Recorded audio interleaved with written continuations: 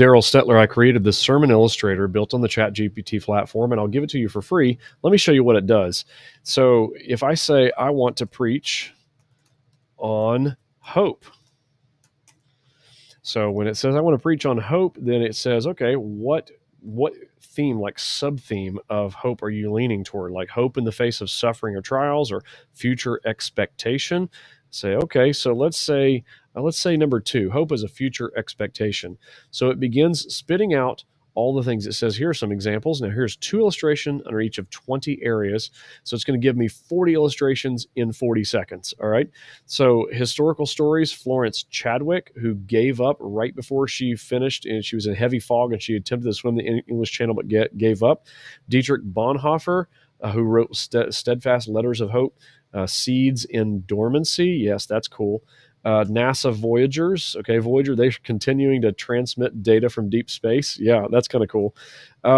So future self-research, Viktor Frankl, Handel's Messiah from Art and Music, Vincent van Gogh's Starry Night, the Martian movie, Children of Men, okay, that from 2006. Literature, C.S. Lewis, The Last Battle, Dr. Seuss, Oh, the Places You'll Go. Okay, that's cool. Metaphors, it gives you like 4 examples of this. So lighthouse and fog, an heir waiting for an inheritance, a seed beneath the snow, a reserved seat. Poetry, 2 examples of lines from poetry. Hope is the thing with feathers that perches in the soul, says Emily Dickinson. So you get the idea. This quotes from Augustine, quote from Moltmann, first century culture, Roman Stoicism and gladiator games, or the early church, like catacombs and the Didache, like living in hope and readiness for the coming of the Lord. Biblical parallels, Abraham, Joseph, current events, James Harrison, the man with the golden arm, donated enough plasma to save 2 million babies. Wow. I'm going to ask ChatGPT about that one in a minute because I was not familiar with that story.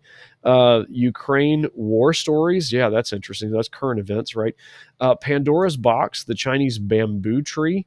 That's cool. 90 feet in 5 weeks after 5 years of watering it. So Maasai naming, Japanese kintsugi, U.S. history, Apollo 13, Civil War letters, sports, Jackie Robinson, the 2004 Red Sox after 86 years of not winning a World Series.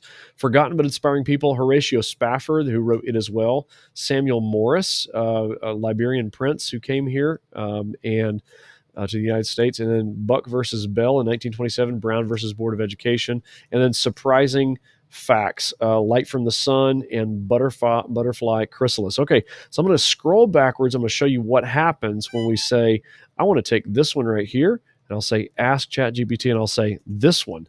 All right, so it's say, okay, it recognizes which one you're talking about. You see how easy this is?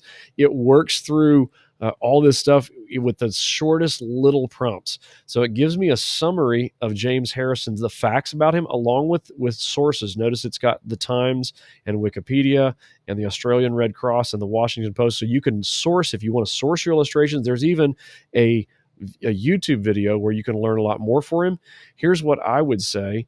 What would you like me to do next? I'll say, give me a narrative version. Okay. So a narrative version that I can paste directly into my sermon manuscript.